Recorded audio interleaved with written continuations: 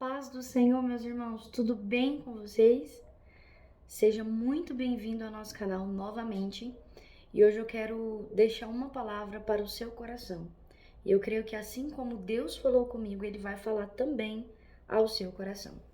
Essa palavra, ela está registrada em 1 Crônicas, capítulo 5, do verso 18 ao verso 26, que vai dizer assim: Dos filhos de Ruben, dos gaditas e da meia tribo de Manassés, homens valentes que traziam escudo e espada, entesavam o arco e eram destros na guerra. Houve 44.760 capazes de sair a combate. Fizeram guerra aos agarenos como a Getur, a Naphes e a Nodab. Foram ajudados contra eles, e os agarenos e todos quantos estavam com eles foram entregues nas suas mãos, porque na peleja clamaram a Deus que lhes deu ouvidos, porquanto confiaram nele. Levaram o gado deles 50.000 camelos, 250.000 ovelhas, 2.000 jumentos e 100.000 pessoas. Porque muitos caíram feridos à espada, pois de Deus era a peleja, e habitaram no lugar deles até o exílio. Os filhos da minha tribo de Manassés habitaram naquela terra de Bazã até Baal-Hermon e Senir e o monte Hermon, e eram numerosos. Versículo 25 e 26. Porém cometeram transgressões contra o Deus de seus pais e se prostituíram, seguindo os deuses dos povos da terra, os quais Deus destruíra de diante deles. Pelo que o Deus de Israel suscitou o espírito de Pul, rei da Síria, e o espírito de Tiglat-Pileser, rei da Síria, que os levou cativos, a saber, os Rubenitas, os Gaditas e a meia tribo de Manassés, e os trouxe para Ala, Abor e Ara, e para o rio Gozã, onde permanecem até o dia de hoje. Quando nós vamos iniciar o livro de 1 Crônicas, nós vemos que do capítulo 1 ao capítulo 4, e no início do capítulo 5, do verso 1 ao verso 17, nós vemos que é relatado as genealogias, né, as descendências do povo. E nós vemos que a partir do verso 18, já começa o relato de uma história, de um acontecimento, aonde dos filhos de Ruben, dos Gaditas e da meia tribo de Manassés, eles eram homens valentes, capazes de ir à guerra, e eles decidem guerrear contra os agarenos, como a Getur, a Naphes e a Nodab. E aqui no versículo 20 vai falar assim, ó, foram ajudados contra eles, e os agarenos e todos quantos estavam com eles foram entregues nas suas mãos. Porque na peleja, durante a peleja, clamaram a Deus que lhes deu ouvidos, porquanto confiaram nele. No verso 18 vai falar que eles eram em grande quantidade e eles eram capazes de guerrear. Eles eram capacitados como soldados para guerrear, ou seja, pela força do seu braço, eles conseguiriam sim ganhar qualquer peleja. Então eles decidem pelejar, guerrear, contra outro povo, contra os inimigos, mas no versículo 20 vai falar que durante a peleja eles decidem clamar a Deus. O Senhor vem nos mostrar que eles decidiram clamar a Deus durante a peleja. O que nos mostra? Nos mostra que em vez deles clamarem no início da peleja, antes de começarem a guerrear, pedindo direção de Deus, se realmente era da vontade de Deus eles entrarem na peleja, eu acredito que pela força do seu braço, assim como é relatado no versículo 18, capazes de sair a combate, eles eram em grande quantidade, eles eram capazes, eles eram capacitados para aquilo. Por eles pensar, não, nós conseguimos, capaz que eles nem lembraram de clamar ao Senhor para poder estar saindo em combate. Mas no versículo 20 já vai nos ensinar que durante a peleja eles clamaram a Deus, ou seja, quando eles começaram, eles foram no seu impulso, tomaram decisão por livre e espontânea vontade, sem consentimento nenhum da parte do Senhor, sem saber se era da vontade do Senhor ou não, mas que durante a peleja eles reconheceram que precisariam da presença do Senhor, que precisariam da força de Deus, do socorro de Deus. Precisariam clamar para o Senhor. E quantas das vezes nós não temos pedido discernimento do Senhor, não temos pedido resposta do Senhor para tomar uma decisão, para adentrar em algo, e durante a peleja nós temos clamado ao Senhor. Primeira lição que nós aprendemos aqui é que nós precisamos buscar a direção do Senhor em tudo que nós formos fazer. Nós precisamos colocar Deus como prioridade em nossa vida. Os nossos primeiros pensamentos durante o nosso dia tem que ser ligados ao nosso Deus, pedindo a Ele instrução do que fazer, de como fazer durante o nosso dia.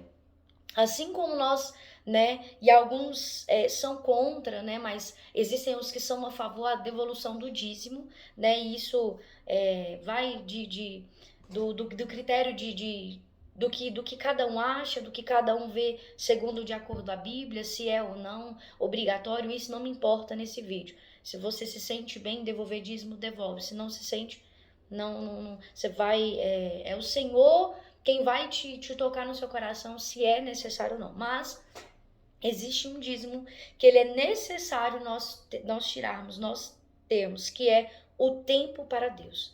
Nós precisamos, que nós temos 24 horas do nosso dia. Nós precisamos tirar o dízimo do nosso tempo para o Senhor. E aí, nós tiramos tempo para tantas coisas, para todas as coisas, mas para o Senhor nós não tiramos. E quando fala dízimo, é as primícias, é as primeiras coisas. Então, a primeira coisa do nosso dia, as primeiras coisas do nosso dia, do nosso tempo, tem que ser para Deus, pedindo Ele instrução, pedindo Ele para que venha nos guiar, nos ensinar qual decisão a tomar. E quantos de nós tomamos decisões sem antes consultar a Deus? E aí, quando nós estamos na peleja, durante a peleja é que nós lembramos, meu Deus, o que eu estou fazendo aqui? Que eu vim entrar nessa guerra? Que eu fui tomar essa decisão? Por que eu não consultei a Deus antes? Por que eu não clamei a Deus antes? Nós precisamos ter o Senhor como prioridade. Ter Ele como nosso guia, como nosso instrutor diário, que vai nos guiar, nos instruir do que fazer, de como fazer durante o nosso dia. Nós temos livre-arbítrio, sim, e é por isso que dentro desse livre-arbítrio que nós temos, essas pessoas essas tribos decidiram ir à guerra sem antes consultar a Deus. E dentro desse livre-arbítrio, eles entenderam que mesmo eles sendo fortes, mesmo eles sendo valentes, eles precisaram da presença do Senhor, da misericórdia, da forte mão e poderosa do Senhor. A nossa vida não é diferente. Ele nos deu o livre-arbítrio de poder escolher, decidir fazer aquilo que nós queremos. Mas que em todas as nossas escolhas venham estar pautadas com a vontade dele. Venham estar pautadas com a direção dele. Que nós venhamos aprender isso e ter o Senhor como prioridade. Que o Senhor venha ser primazia em nossa vida. Porque quantos estão vivendo em castigos, estão vivendo em cativos por desobediência à voz e à palavra do Senhor, porque não clamaram ao Senhor no início da peleja. E saiba que a nossa vida, ela é em constante peleja, em constante guerra, porque a nossa luta não é contra carne e sangue, mas ela é contra as hostes da maldade, contra todos os poderes malignos que existem. Nós temos que entender que a nossa luta ela é constante, então nós vamos viver guerra após guerra. Mas que antes de adentrar em alguma guerra, porque existem guerras que nós entramos porque nós não tivemos sabedoria. Existem guerra, existem peleja, provas que nós passamos por falta de sabedoria, por falta de conhecimento e por desobediência à voz de Deus. Mas que quando nós ligamos nosso pensamento, a primeira coisa do nosso dia, ao Senhor, quando nós ligamos o nosso pensamento a Ele, nós entendemos que antes de eu tomar qualquer decisão, antes de eu fazer qualquer coisa, eu preciso ter a direção dEle, para que os meus pés não venham vacilar, mas para que os meus pés venham estar firmados na rocha, e essa rocha aqui é Cristo. Eles começaram a clamar durante a peleja, vem nos ensinar que precisamos, antes de qualquer coisa, já clamar ao Senhor, já invocar o seu nome. Mas que mesmo dependente da peleja que você adentrou, da luta que você está passando, da luta, da guerra, das decisões erradas que você tomou, mas que você está vivendo agora uma guerra travada, que mesmo que você não buscou o Senhor antes, ainda dá tempo de buscar a Ele. E assim como este povo pensou que poderia vencer pela força do seu braço, e quantos de nós achamos que podemos vencer as guerras, os problemas, achamos que podemos crescer em todas as áreas da nossa vida pela força do nosso braço? Quantos de nós não entendemos que é pela graça e pela misericórdia dele?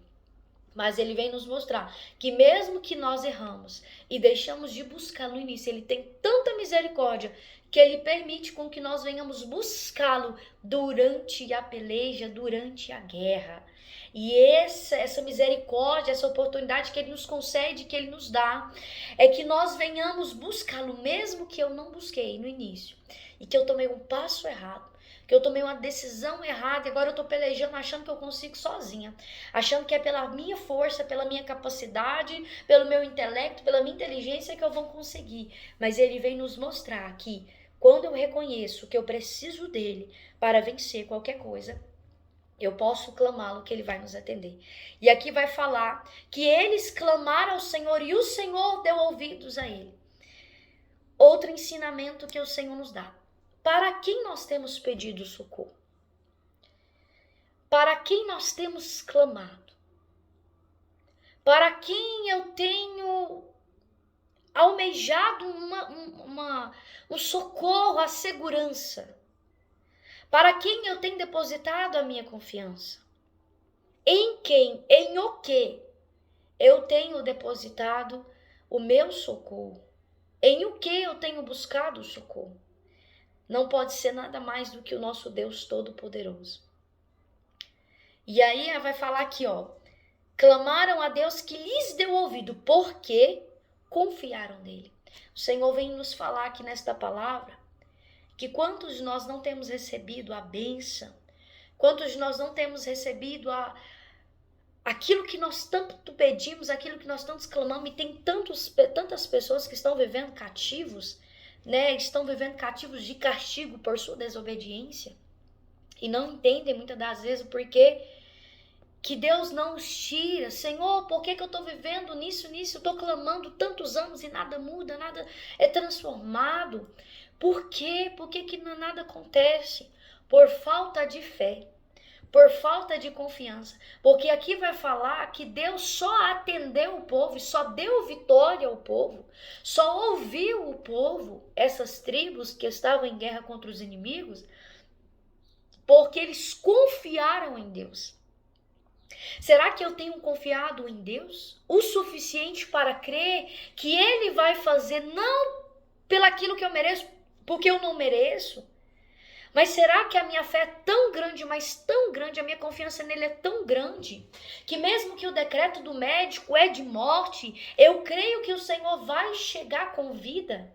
Será que a minha fé, a minha confiança nele é tão grande que eu confio que ele vai agir não olhando por mim, mas olhando pela graça e misericórdia que ele tem derramado sobre mim? Será que a minha fé, a minha confiança está sim depositada nele? Ou eu tenho pedido, clamado por socorro, mas lá no meu íntimo eu estou incrédula do que Deus pode fazer? O nosso Deus, ele é onipotente, onipresente, onisciente. Ele tem todo o poder, ele é capaz de fazer todas as coisas para nos livrar porque ele nos ama. Ele é capaz de fazer todas as coisas para fazer-nos vencer essa guerra, essa peleja. Ele é capaz de adentrar e de destruir os nossos inimigos, o inimigo de nossas almas, destruir as forças das trevas, de enfraquecer as forças das trevas, de afastar de nós todos os dardos inflamados do inimigo. Se nós confiarmos nele, ele é capaz disso, ele é o Todo-Poderoso. Ele é o Todo-Poderoso e ele é capaz. Ele é capaz de fazer-nos vencer se nós confiarmos. Quantos estão vivendo em pelejas, em guerra travada e não tem saído? Não consegue sair, olha para a direita, olha para a esquerda, olha para frente e para trás, não vê saída, mas tem esquecido de olhar para o alto, olhar para o céu. E o Senhor tem falado aí, você tem clamado, mas você não tem tido confiança e fé de que eu posso fazer. Confia no meu poder, confia em mim que eu vou fazer, que eu vou agir. E esse povo só foi atendido, só saiu dessa guerra vitoriosos porque confiaram em Deus, porque tiveram fé no Senhor. E aí, o Senhor não só os venceu das mãos dos inimigos, como também deu tantas coisas boas como gado, ovelhas, jumentos, e ainda deu pessoas para serem escravos das tribos. E não só isso, o Senhor concedeu com que essas pessoas pudessem morar, né, viver nas terras que outrora era dos inimigos. E isso acontece conosco. O Senhor, ele não só nos permite sair vitoriosos da peleja, das guerras, mas o Senhor, ele nos concede bênçãos. Essas guerras, esses problemas que às vezes nós enfrentamos, essas lutas, essas provas diárias, elas vêm para nos proporcionar bênçãos da parte do Senhor. E o Senhor, ele quer derramar na minha vida e na sua vida muitas e muitas bênçãos. Só que tem um problema muito grande que aconteceu com aquele povo e que acontece constantemente na nossa atualidade conosco, que é relatado aqui no versículo 25, que vai dizer: porém cometeram transgressões contra o Deus de seus pais e se prostituíram seguindo os deuses dos povos da terra, os quais destruíram de diante deles. Quantos em meio à peleja, em meio à luta, em meio à guerra, em meio às tribulações, às provas, tiveram fé e clamaram ao Senhor e o Senhor atendeu. Quantos já saíram vitoriosos, mas quando tomam posse da bênção, tomam posse dessa bênção e substituem o abençoador pela bênção. E eu ainda nomeei esse estudo como buscando a bênção, mas rejeitando o abençoador. Quantos têm trocado Deus pela bênção que Ele mesmo tem dado? Quantos de nós clamamos tanto e nós clamamos, né? Nós vivemos, vou citar um exemplo aqui, nós vivemos vida de solteiro, e aí nós clamamos e pedimos ao Senhor: Senhor, eu quero casar, me dá um cônjuge que seja abençoado, que seja cheio do poder, que seja isso, que seja aquilo. E quantos de nós, quando o Senhor nos concede aquilo que nós pedimos, aquilo que nós clamamos, quantos de nós temos deixado de adorar ao Senhor para adorar o nosso cônjuge? Temos deixado de tirar nossa primazia, nossa prioridade ao Senhor, para dar primazia ao nosso cônjuge. Quantos de nós pedimos um carro? Senhor, porque eu não aguento mais tomar chuva de moto, porque eu quero um carro e eu preciso de um carro, e se o Senhor me der um carro, eu vou para os cultos, eu vou carregar os irmãos, eu vou dar carona para os irmãos, eu vou ir nas vigílias, eu vou estar mais presente nos trabalhos. E quando Deus concede, em vez de ir para a casa do Senhor, em vez de cumprir a parte do voto que você fez, que nós fizemos, o que nós temos feito? Nós temos saído para nos divertirmos com nossa família.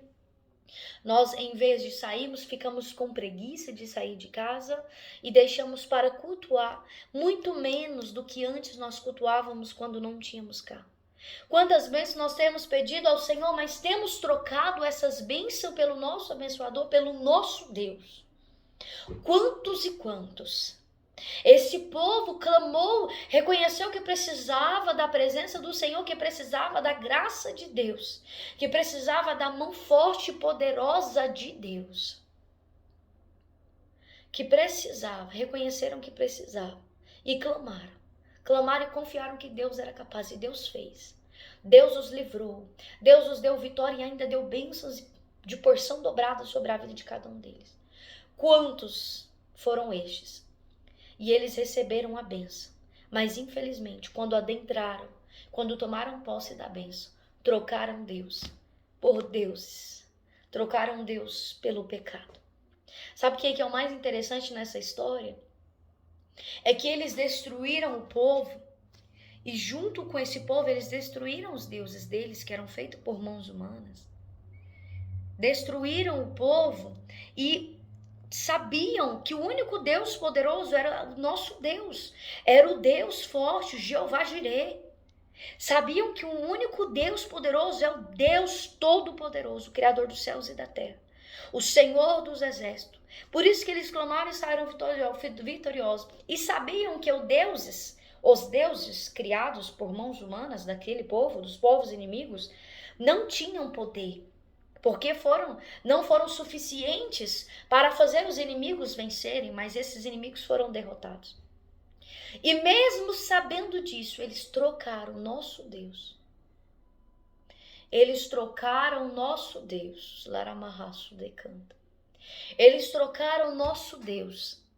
Trocaram o Deus que os deu vitória por um Deus perdido, por um Deus de derrota. Simplesmente para satisfazer os prazeres carnais. Quantos de nós temos trocado Deus por prazeres carnais? Quantos de nós temos colocado a bênção em primeiro lugar, esquecendo o abençoador? Ei, irmão e irmã, meus irmãos, você só tem a bênção, nós só temos a bênção por causa do abençoador, por causa do Deus que nos abençoou. Porque se não tivesse o Deus que nos abençoou, nós não teríamos essa bênção. Se nós recebemos a bênção, é pela graça e misericórdia dele. E quantos de nós temos colocado a bênção em primeiro lugar? Quantos de nós temos trocado o Senhor por coisas vãs e inúteis?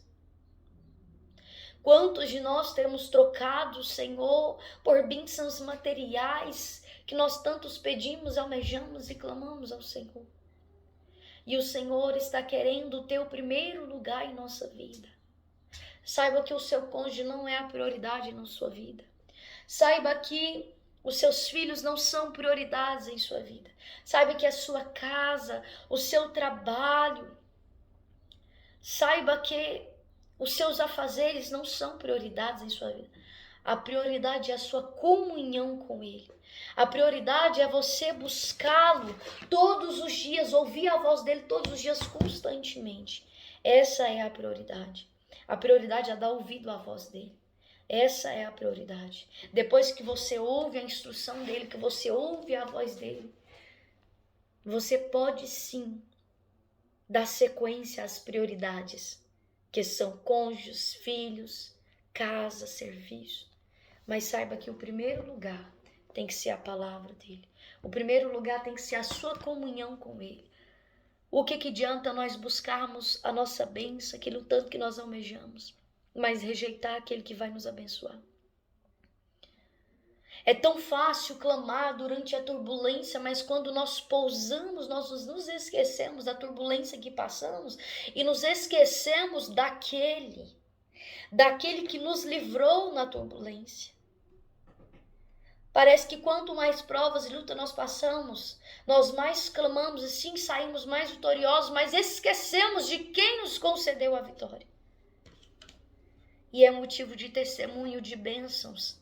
É motivo de compartilharmos com os outros as bênçãos e as vitórias que nós tanto clamamos, que nós tanto pedimos.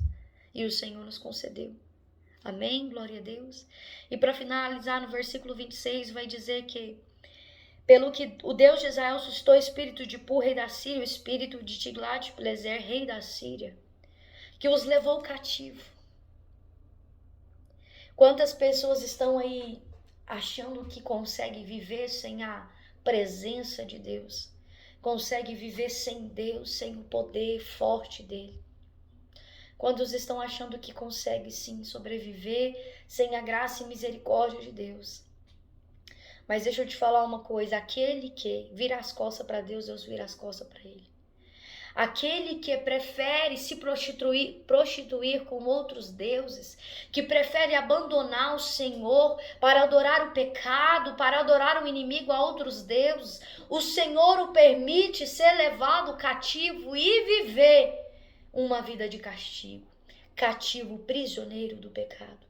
E tem uma coisa, só é liberto se ele quiser. Só é liberto se ele tiver a misericórdia derramada sobre a nossa vida. Que nós venhamos ter o Senhor como o único Deus em nossa vida. E que nós venhamos buscar mais o abençoador do que a bênção. E que a bênção que ele nos concede não venha tomar o lugar dele sobre a nossa vida. Que essa palavra possa falar mais e mais profundamente ao meu e ao seu coração. Eu vou orar por você agora e que o Espírito Santo de Deus possa te dar sabedoria de buscar ao Senhor Se não buscou no início, mas busca durante a peleja.